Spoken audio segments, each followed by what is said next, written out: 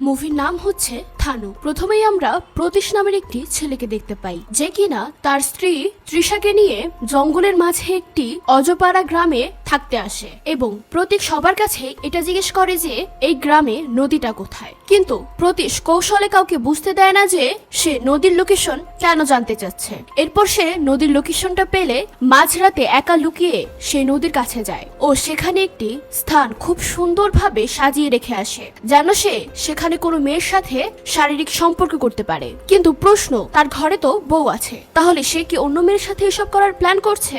কিন্তু না, আমরা দেখি পরের রাতে সে তার বউকে নিয়ে লুকিয়ে বাসা থেকে নিয়ে এমন ভাবে যাচ্ছে যেন কেউ তাদেরকে দেখতে না পায়। এরপর সে তার বউকে নিয়েই সেই জঙ্গলে আসে এবং এই মাঝরাতে রহস্যজনক ভাবে কেন জানি নদীতে ডুবে থাকে। এরপর নদী থেকে উঠে বউয়ের সাথে সেখানে শারীরিক সম্পর্ক করতে থাকে। আর এটা শুধু এক রাত না, তারা প্রতি রাতেই এইভাবে লুকিয়ে বাসা থেকে বের হয় এবং জঙ্গলে এসে শারীরিক সম্পর্ক করে। কিন্তু এক রাতে এদেরকে জঙ্গলে আসতে সাইজু নামের একটি বাস হেল্পার তাদেরকে দেখে ফেলে ও এদেরকে ফলো করে এবং জঙ্গলে চলে যায়, শারীরিক সম্পর্ক করতে দেখে তাদেরকে। সাইজু পরের দিন এটা মহল্লার ছেলে পেলেদের সাথে বলতে থাকে এবং তারা বলে যে আজ রাতে আমরাও যাব, মজাও নিব। প্ল্যান মতো আজ রাতে প্রতীক যখন তার বউ তৃষাকে নিয়ে জঙ্গলে যায়, তখন মহল্লার ছেলে পেলেরাও তাদেরকে ফলো করতে থাকে। তো এরা সবাই ছোপের আড়ালে এমন একটি জায়গায় লুকিয়ে পড়ে যেখান থেকে প্রতীক ও তৃষাকে দেখতে পাচ্ছে।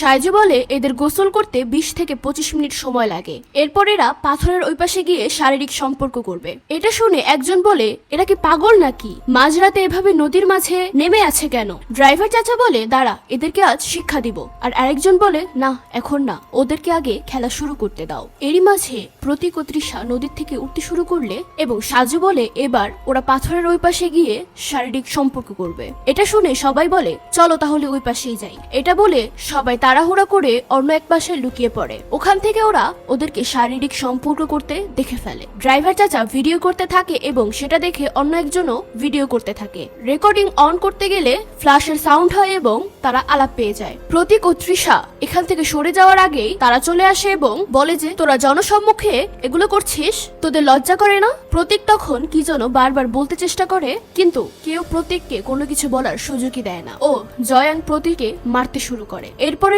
তৃষার দিকে এগোতে গেলে প্রতীক অসহায়ের মতো কাঁদে এবং বলে, ভাই প্লিজ আমার কথা একবার শুনুন। কিন্তু এরা প্রতীককে কিছু বলতেই দেয় না এবং মারতে শুরু করে। এদিকে একজন সেগুলো ভিডিও করতে থাকে। ব্যাপারটা বুঝতে পেরে প্রতীক হাউ মাউ করে কাঁদে এবং বলে, ভাই প্লিজ কেউ ভিডিও করেন না, আমরা তো স্বামী স্ত্রী, আর আমরা এখানে কেন এসব করতেছি প্লিজ সেটা আগে শুনেন। কিন্তু কেউ প্রতীশের কথায় পাত্তাও দেয় না এবং নির্মম ভাবে মারতে থাকে। তো ইচ্ছা মতো মারার শেষে এরা প্রতীক ও তৃষাকে তাড়িয়ে দিয়ে বলে, যা ভাগ, তোকে যেন আর এখানে না দেখতে পাই। প্রতীক আর তৃষা এতটা অপমান নিয়ে এখান থেকে হেঁটে যাচ্ছিল যেন তারা মরে যাচ্ছে এমন অবস্থা। আর এদিকে একজন সেগুলো ভিডিও করছে আর বলছে, জঙ্গলে সেক্স করতে এসে কট। এই ক্যাপশনে ফেসবুকে ভিডিও আপলোড করলে অনেক ভিউ হবে। আর ওদিকে প্রতীক আর তৃষা এমন অসহায় ভাবে যাচ্ছে যেটা বলার মতো না। আর এদিকে এরা ভিডিও করছে আর বলছে, যা এখান থেকে, আর কখনো এখানে আসবি না। তো প্রতীক আর তৃষা বাসা আসলে দেখি তৃষা অসহায় ভাবে হাউমাউ করে কাচ্ছে।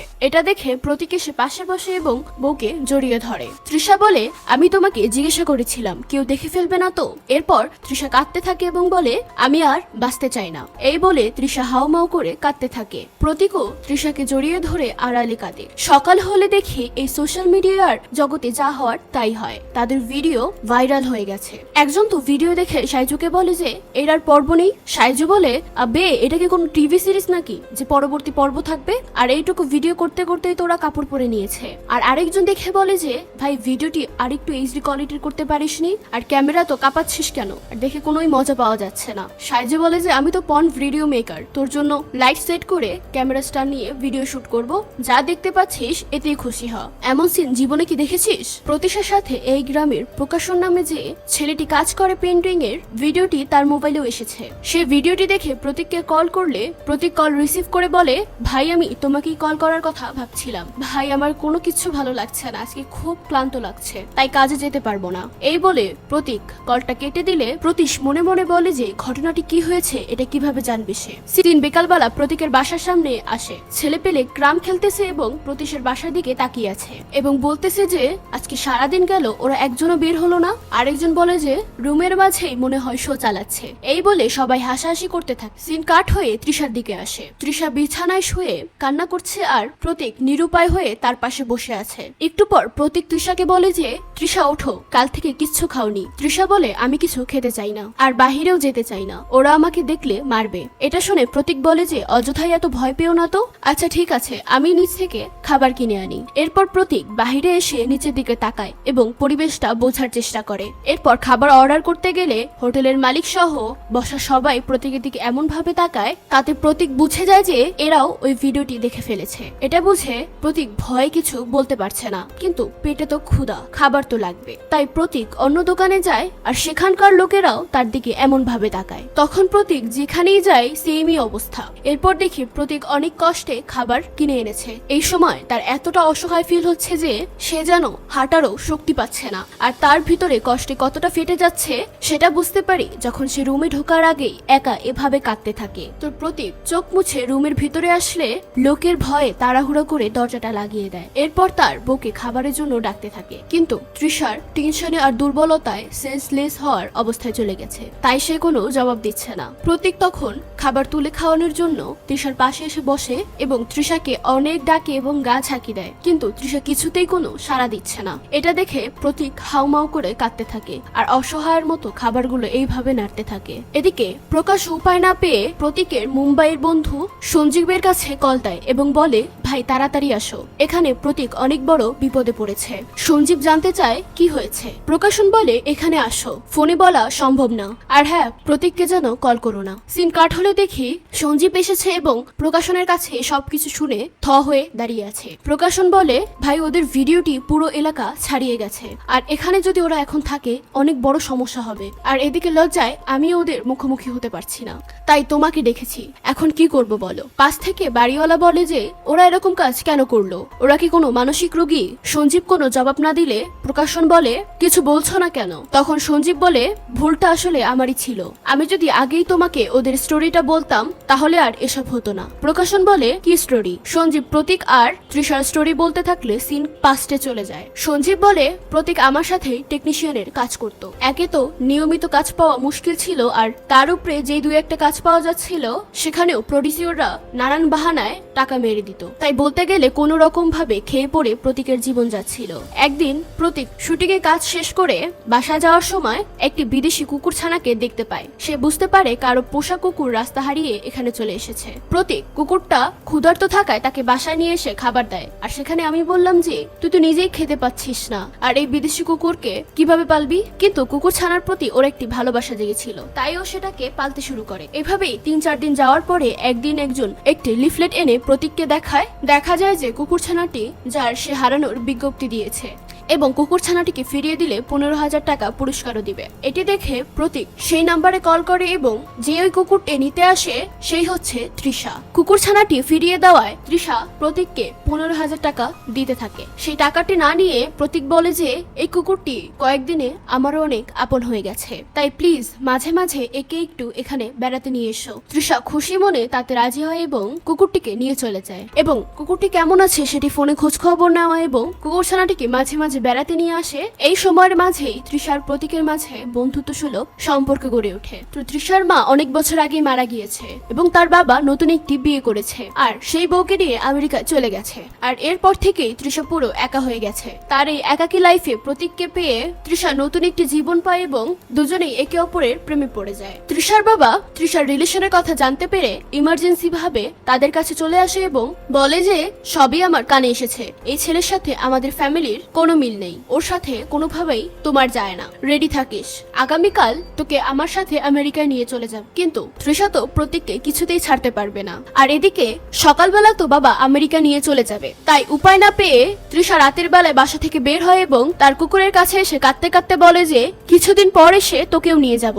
এই বলে তৃষা বাসা থেকে পালিয়ে যায় এবং প্রতীকের কাছে আসে। কেউ যেন তাদেরকে আলাদা করতে না পারে সেজন্য তারা বিয়ে করে নেয়। এরপর প্রতীক তৃষাকে নিয়ে তার নিজের গ্রামে চলে যায়। প্রতীকের মা অনেক রাগী স্বভাবের, তাই প্রতীক গাড়িতে বসে থাকে এবং সঞ্জয়কে পাঠায় তার মার কাছে। সঞ্জয় প্রতীকের মাকে তাদের বিয়ের কথাটা জানালে প্রতীকের মা বলে যে এই পরিবারে কেবলমাত্র আমার সিদ্ধান্ত চলবে। সে কোথা থেকে এক খ্রিস্টান মেয়েকে বিয়ে করে নিয়ে এসেছে আর আমি মেনে নিব, এটা কিছুতেই হবে না। এরপর প্রতীকের বাবা প্রতীকের পক্ষ নিতে চায়, কিন্তু বউয়ের আন্দোলনের মুখে সেও গদি ছেড়ে দেয়। এবার কি আর করার, সঞ্জীব এসে এটা প্রতীককে জানায় এবং প্রতীককে নিজের বাসায় নিয়ে যেতে চায়। প্রতীক বলে থাক দোস্ত, আমি কোনো হোটেলে উঠে কয়েকদিন থাকবো, পরে সব ঠিক করে নিব। তো প্রতীশ তৃষাকে নিয়ে একটি হোটেলে ওঠে। ওদিকে তৃষা যে বাড়ি থেকে পালিয়েছে সেই ব্যাপারটা তৃষার বাবা বুঝে গেলে একটু পর তৃষার মোবাইলে একটি নোটিফিকেশন আসে। তৃষা দেখে যে তার বাবা তার প্রিয় কুকুরটিকে মেরে সেটির ছবি তৃষাকে পাঠিয়েছে আর একটি ভয়েস নোট দিয়ে বলে যে তুই কোনোদিন আমার সামনে আসলে তোর অবস্থাও এই কুকুরটির মতোই হবে। নিজের সবচেয়ে প্রিয় কুকুরটিকে হারিয়ে তৃষা অঝরে কান্না করতে থাকে। কয়েকদিন পর প্রতীকের বাবা সঞ্জয়ের কাছে থেকে প্রতীকের ঠিকানা নিয়ে প্রতীকের কাছে আসতে থাকে এবং প্রতীককে সান্ত্বনা দিয়ে বলে যে জানিস তো তোর মা কেমন, এখন তোর মাকে মানানোর একটি উপায় আছে, তোর মাকে নাতি বা নাতনি দে, তাহলে দেখবি তোর মায়ের মন নরম হয়ে গেছে এবং সে তোদেরকে মেনেও নিয়েছে। এই বলে প্রতীকের বাবা উঠে পড়ে এবং তৃষাকে বলে যে বৌমা মনে কোনো কষ্ট নিও না, একটা বাচ্চা হলেই সব ঠিক হয়ে যাবে। এই বলে আঙ্কেল প্রতীককে একা বাহিরে নিয়ে এসে বলে মেয়েটি তোর ভরসায় বাড়ি ছেড়ে চলে এসেছে, তাই মেয়েটিকে সবসময় আগলে রাখিস। এই বলে আঙ্কেল চলে যায় এবং এরা দুজনেই পরিবার হারা হয়ে এভাবেই জীবন কাটাতে থাকে। কিন্তু পরিবার হারা হয়ে প্রতিনিয়ত এরা দুজনেই কষ্ট পেতে থাকে। প্রতীক ভাবে যে সবকিছু ঠিক করতে হলে এবার একটি বাচ্চা নিতে হবে, কিন্তু একদিন যায়, দুদিন যায়, মাস যায়, বছরও চলে যায়। এইভাবেই 3টি বছর কেটে যায়, কিন্তু তৃষার কিছুতেই বাচ্চা হচ্ছে না। সঞ্জয় একদিন ফোন করে বলে যে তোর বাবা আমাকে ফোন করেছিল, সে তোদেরকে ডাক্তারের কাছে নিয়ে যাওয়ার পরামর্শ দিয়েছে। এটি শুনে প্রতীক কোনো কিছুর জবাব না দিলে সঞ্জয় বলে প্লিজ তুই এই বিষয় সিরিয়াস হ, সে তোদেরকে অনেক ভালোবাসে বলেই তোদের বাচ্চা নিয়ে ভাবছে যাতে তোর মা তোদেরকে বাসায় তোলে, তাই প্লিজ দুজনেই ডাক্তারের কাছে যা। এটা শুনে প্রতীক ইমোশনাল হয়ে যায়। সিন কাট হলে দেখি ডাক্তার বলছে যে তোমাদের কত বছর বিয়ে হয়েছে। প্রতীক বলে এই 3 বছর হচ্ছে। তোমরা একসাথে থাকো? তারা বলে হ্যাঁ। তো ডাক্তার বলে এর আগে যে ডাক্তারগুলোকে দেখিয়েছো তারা কি বলেছে? কিন্তু প্রতীক বলে যে এই প্রথমেই আমি কোনো ডাক্তারের কাছে এসেছি। এটা শুনে ডাক্তার অবাক হয়ে বলে যে 6 মাসের মধ্যে রেজাল্ট না পেলে লোকে ডাক্তারের কাছে চলে আসে, আর তোমরা 3 বছর অপেক্ষা করেছো। প্রতীক চুপ মেরে যায়। ডাক্তার তৃষাকে বলে এই 3 বছর তোমার বাবা মা তোমাদেরকে কিছু বলেনি? প্রতীক বলে যে আসলে আমরা একটু ব্যস্ত ছিলাম তাই। ডাক্তার বলে ওকে, আমি যে কয়টি টেস্ট করতে দিয়েছি সেগুলো করো, সেগুলো নিয়ে বড় একজন ডাক্তারের কাছে যেও। সিন কাট হয়। এই টেস্টগুলো করতে আনুমানিক যে টাকাটা লাগবে সেটা তো প্রতীকের কাছে বর্তমানে নেই, তাই প্রতীককে আরো 1 মাস অপেক্ষা করতে হয়। এরপর টাকা ম্যানেজ হলে প্রতীক টেস্টগুলো করে ডাক্তারের কাছে যায়। ডাক্তার টেস্টগুলো দেখে বলে যে ডক্টর বলে যে তোমার হাইপোথার্মিয়া আছে। সহজ করে বলতে গেলে শরীরে অত্যাধিক তাপ উৎপন্ন হয়, মানে তোমার শরীরে অতিরিক্ত পরিমাণে তাপমাত্রা হয় এবং যার ফলে তোমার শুক্রাণুর উৎপাদন কমে যায়, যার ফলে তোমার শুক্রাণুর কার্যক্ষমতাও কমে গেছে। এরপর তৃষাকে বলে যে তোমার কি পিরিয়ড নিয়মিত হয়? তৃষা বলে হ্যাঁ। ডাক্তার বলে তোমার রিপোর্টে দেখলাম যে তোমার ভাল একটু ছোট, এটা মনে হয় তোমার জন্মগত প্রবলেম, তো এটার জন্য ভবিষ্যতে অপারেশন করা লাগতে পারে। আমরা আইভিএফ ট্রিটমেন্ট করতে পারি, যেহেতু তোমাদের দুজনেরই কোনো না কোনো সমস্যা আছে, তাই 100% গ্যারান্টি দিতে পারছি না, তবে আমরা সর্বোচ্চ চেষ্টা করব। প্রতীক বলে ওঠে যে ডক্টর এটি করতে কত টাকা খরচ হতে পারে? সিন কাট হলে দেখি তৃষা ও প্রতীক ডক্টরের চেম্বার থেকে বেরিয়ে হতাশায় একটি জায়গায় বসে আছে ও তৃষা বলতেছে এত লাখ টাকা আমরা কোথায় পাবো? প্রতীক কাঁদো কাঁদো স্বরে বলে আমি জানি না। তো এরপর এদের দিনের পর দিন চলে যায়, এরা কিছুতেই টাকা ম্যানেজ করতে পারছিল না। এদিকে ডক্টর শান্তনা স্বরূপ যে কয়েকটি ওষুধ লিখে দিয়েছে সেটিতেও কোনো কাজ হচ্ছে না, আর এমন পরিস্থিতিতে সবারই ভরসা হচ্ছে উপরওয়ালা, তাই তৃষা প্রার্থনা করার জন্য ঘন ঘনই গির্জাতে যেতে শুরু করে, কিন্তু কিছুতেই কোনো কাজ হচ্ছে না, আর এদের আশার আলো পুরোপুরি ভাবেই নিভে যায়। এরা পুরোই হতাশ হয়ে পড়ে। প্রতীশের বাবা কল করে এসব শুনে বলে হাল ছেড়ে দেওয়ার আগে দয়া করে শেষ আরেকটা উপায় ট্রাই করে দেখ। এই বলে প্রতীকের বাবা প্রতীককে একটা কবিরাজের নাম বলে দেয়, তার কাছে যেতে বলে। প্রতীক আগ্রহ না দেখালে বাবা বলে, তুই কি চাস না তোর মা তোদেরকে বাসায় উঠা? এটি শুনে প্রতীক ইমোশনাল হয়ে বলে যে হ্যাঁ সেটা তো চাই, তাই বলেই তো এতটা যুদ্ধ করছি। বাবা বলে শেষ চেষ্টা হিসেবে এটা কর। কবিরাজ অনেক ভালো বন্ধাত্বের চিকিৎসা করে থাকে। কি যাবি তো? প্রতীক কাঁদো কাঁদো সুরে বলে হ্যাঁ যাব। এরপর দেখি প্রতীক আর তৃষা পাহাড়ি এলাকায় আসতেছে, মানে সেই কবিরাজের ঠিকানায়। তো এরা নির্জন কিছু এলাকা পাড়ি দিয়ে অবশেষে জঙ্গলের মাঝে সেই কবিরাজের বাসায় যায়। কবিরাজ এদের সব ডাক্তারি রিপোর্ট দেখে এবং বলে যে এমন তো অনেকই শুনেছ, ছেলেটির কোনো সমস্যা নেই, আবার মেয়েটিরও কোনো সমস্যা নেই, কিন্তু তারপরও বাচ্চা হচ্ছে না, কেন এমন হয় বলো? প্রতীক তো কিছুই বলতে পারে না। কবিরাজ বলে যে আজকাল প্রাকৃতিক পরিবেশের অনেক অভাব। এরপর কবিরাজ তৃষাকে বলে যে তুমি এমন কিছু বলো যে যেটা তোমার খুব পছন্দ, যেটা তোমাকে সত্যি অনেক খুশি করবে। তৃষা বলে গান শোনা। কবিরাজ বলে খুব ভালো। কবিরাজ বলে যে কতদিন হলো তুমি শান্ত মনে গান শুনেছো? তৃষা বলে যে বিয়ের পর থেকে আর শোনা হয় না। কবিরাজ বলে যে রোজ আমাদের কোনো না কোনো ভাবে খুশি হওয়ার চেষ্টা করতে হবে, যাকে বিজ্ঞানের ভাষায় বলে হ্যাপি হরমোন। যদিও এটার সাথে তোমাদের সমস্যার কোনো সম্পর্ক নেই, তবুও এটা কোনো না কোনো ভাবেই প্রভাব ফেলে। এরপর কবিরাজ তৃষাকে বলে যে এবার কিছু বিষয় খোলামেলা বলতে যাচ্ছি, লজ্জা পেও না। প্রাকৃতিক পরিবেশ থেকে দূরে থাকায় পারিবারিক টেনশন, শারীরিক অতিরিক্ত তাপমাত্রা, লম্বা সময় ধরে খুশি অনুভব না করা, এগুলো আরো অনেক কিছু তোমাদের বাচ্চা ধারণে ব্যাপারটাকে প্রভাবিত করছে। যদিও আজকাল বিজ্ঞানে এসব বিশ্বাস করে না, কিন্তু প্রাকৃতিক শক্তি বলে কিছু একটা আছে, এটা চিরন্তন সত্য। তোমার শরীরে অতিরিক্ত তাপমাত্রা এটা মনের সাথে সম্পর্কিত, তাই বলি মনকে শান্ত করো, তবেই শরীর ঠান্ডা হবে। আর এর জন্য সবচেয়ে সেরা উপায় হচ্ছে মধ্যরাতে আধা ঘন্টার মতো প্রভাবিত নদীতে ডুবে থাকা, এরপর নদী থেকে উঠে কয়েক মিনিটের মাঝেই সঙ্গ মিলন করা। এসব শুনে প্রতীক আর তৃষা একে অপরের মুখের দিকে তাকায়। কবিরাজ বলে জানি আজকালকার জামানায় এসব বিশ্বাস আনতে কষ্ট হচ্ছে, কিন্তু পৃথিবীতে যখন ডাক্তার ছিল না, কোনো ওষুধ ছিল না, তখন এসবই ছিল অনেক ওষুধের বিকল্প। সিন কাট হলে দেখি এরা কবিরাজের কাছ থেকে এসে বাস স্ট্যান্ডে বসে আছে। তৃষা বলে যে এগুলো কি সত্যি কাজ করবে? প্রতীক অসহায় ভাবে তৃষার দিকে তাকিয়ে থাকে এবং বলে যে আমাদের এটা চেষ্টা করে দেখা ছাড়া আর কোনো উপায় নেই। এই বলে প্রতীক কাঁদতে থাকলে তৃষাও কাঁদতে থাকে। এরপর প্রতীক সঞ্জীবের সাথে দেখা করে তাকে সব খুলে বলে। সঞ্জীব বলে যে প্রকাশন নামে আমার একজন বন্ধু আছে, ওর গ্রাম ভাট্টাকয়ম, একদম প্রাকৃতিক পরিবেশে ঘেরা, আর সবচেয়ে ভালো ব্যাপার যে ওর গ্রামের পাশে একটি নদীও আছে। এটা শুনে প্রতীক বলে যে তাহলে ওকে ফোন করো তো, ওর গ্রামে কয়েক মাস থাকা যাবে কিনা এবং সেখানে আমার কোনো রকম সমস্যা হবে কিনা, আর আমার কাজের একটি ব্যবস্থা করে দিতে পারবে কিনা। সঞ্জীব ফোন করতে থাকলে প্রতীক বলে কবিরাজের বিষয়গুলো যেন তাকে বলো না। সঞ্জীব বলে প্রকাশনকে এগুলো বললে তো ভালো হতো, সে তো সেফলি তোকে এসবের ব্যবস্থা করে দিতে পারতো। প্রতীক বলে এসব কেউ জানলে তৃষার অনেক কষ্ট হবে। এর পরের কাহিনী তো জানেনি। সঞ্জীব প্রকাশনকে ফোন করে সেখানে থাকা এবং কাজের ব্যবস্থা পাকা করে দেয়। আর এরপর সঞ্জীব তার বউকে নিয়ে ভাট্টাকয়ম গ্রামে এসেছিল। সিন এখান থেকে বর্তমানে আসে। সঞ্জীব কাঁদো কাঁদো স্বরে বলে প্রতীশের আশা ছিল এইভাবেই সৌভাগ্যক্রমে তার যেন একটা বাচ্চা হয়ে যায়, তাহলে তার মা তাদেরকে মেনে নিবে এবং বাসায় নিয়ে যাবে। সিন প্রতীকের বাসার সামনে বাস স্ট্যান্ডে থাকা সেই বাসের মধ্যে চলে যায়। প্রকাশন মহল্লার সেই সমস্ত ছেলেদেরকে একত্র করে প্রতিশোধ তৃষার জীবন কাহিনী খুলে বলে। সেগুলো শুনে সবাই পুরো থ মেরে গেছে। প্রকাশন বলে যে তোমরা ওদের কত বড় একটি ক্ষতি করেছো তোমরা কি বুঝতে পারছো? একজন বলে যে ভাই আমরা তো তার হিস্টোরি জানতামই না। প্রকাশন বলে যে এটাই তো এই জেনারেশনের ছেলে মেয়েদের সমস্যা, যা দেখে সেটাই ভিডিও করে আপলোড করে দেয়, একবার ভাবেও না যে এর পিছনের আসল কাহিনী কি হতে পারে। সত্যটা না জেনে কারো ভিডিও ভাইরাল করার জন্য যে কারো ক্ষতিও হতে পারে সেটা কি তারা জানে? ভাই আমরা সবাই গিয়ে তার কাছে ক্ষমা চাবো। প্রকাশন বলে ওদের কাছে ক্ষমা চেয়ে আর কি হবে, বরং যাদের কাছে তুমি ভিডিওটা দিয়েছো এবং যেখানে যেখানে ভিডিওটা গেছে সব জায়গা থেকে ভিডিওটা ডিলিট করে দাও। এই বলে প্রকাশন রেগে মেগে সেখান থেকে বের হয়ে যায়। আর এরা এদের অপকর্মের জন্য লজ্জা পেতে থাকে। তো সাইজু এবার সবার ফোন থেকে ভিডিওটি ডিলিট করার জন্য চেষ্টা করতে থাকে। সে একজনকে ফোন করে বলে যে ভাই তোকে সকালে আমি যে ভিডিওটা পাঠিয়েছি সেই ভিডিওটা ডিলিট করে দে। ছেলেটি বলে ডিলিট কিভাবে করব, আমি তো সেটা অনেক গ্রুপে ছেড়ে দিয়েছি। ভাই প্লিজ এমন বলিস না, যেভাবেই পারোস ওই ভিডিওটা ডিলিট করে দে। ছেলেটি বলে কিভাবে সম্ভব, এটা গ্রুপ থেকে তো অনেক লোকই সেটি ডাউনলোড করে রেখেছে, এতক্ষণে তো সেগুলো নিশ্চয়ই অন্য পেজ বা অন্য গ্রুপে ভাইরালও হয়ে গেছে। সাইজু তো হতাশ, লাশ।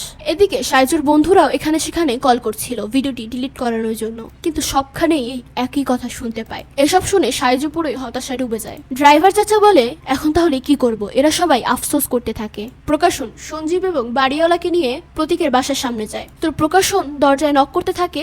সঞ্জীব বলে, আরে এখানে তো তালা লাগানো। বাড়িওয়ালা বলে, ওদেরকে ফোন করো। প্রকাশন তখন কল করলে দেখে যে প্রতীকের ফোন সুইচ অফ। সঞ্জীব তখন প্রতীকের অন্য ফোনে কল করে, সেটাও অফ। এরা তো পুরোই টেনশনে পড়ে যায়, কারণ এই সময় এমন হওয়াটা অনেক ভয়ঙ্কর কোনো কিছুর ইঙ্গিত দিচ্ছে। তাই সঞ্জীব কাঁদতে কাঁদতে প্রকাশনকে বলে, ভাই এরা কোথায় গেছে? তখনই সিন জঙ্গলে আসে। আমরা দেখতে পাই প্রতীক এবং তৃষা নদীতে ডুব দিয়েছে। সিন কাট হয়ে পরের দিন সকালবেলা দেখায়। আমরা দেখি প্রকাশনের ফোনে একটি কল এসেছে। প্রকাশন ফোন ধরে কি যেন একটি শুনতে পেয়ে থমকে যায়। আমরা দেখতে পাই তৃষা এবং প্রতীক নদীর জলে মরে পড়ে আছে। এরপর তাদের লাশ সঞ্জয় এবং প্রকাশনের সামনে দিয়ে নিয়ে যায়। এরপর সিন কাট হয়। আমরা দেখি একজন লোক খবরের কাগজ পড়ছিল, যেখানে লেখা ছিল বাট্টা গ্রামের একজন দম্পতি আত্মহত্যা করেছে। ছেলেটির নাম প্রতীক এবং মেয়েটির নাম তৃষা। পুলিশের তথ্য মতে এটি একটি আত্মহত্যা। এই দম্পতি গত 9 মাস ধরে বাট্টা গ্রামে বসবাস করছিলেন। আত্মহত্যার কারণ এখনো স্পষ্ট নয়, তবে পোস্টমর্টম রিপোর্ট অনুযায়ী মেয়েটি প্রে এতটুতেই কাকা থমকে গিয়ে সবার দিকে তাকায়। এদিকে এরাও কাকার মুখের দিকে তাকায়। বিশেষ করে সাইজুর অবস্থা তো আরো খারাপ হয়ে যায়। এরপর কাকা কাপা কাপা সুরে বলে যে তৃষা প্রেগনেন্ট ছিল। এটা শুনতেই সবাই যেন আটকে ওঠে। আর মুভিটা এখানেই শেষ হয়ে যায়।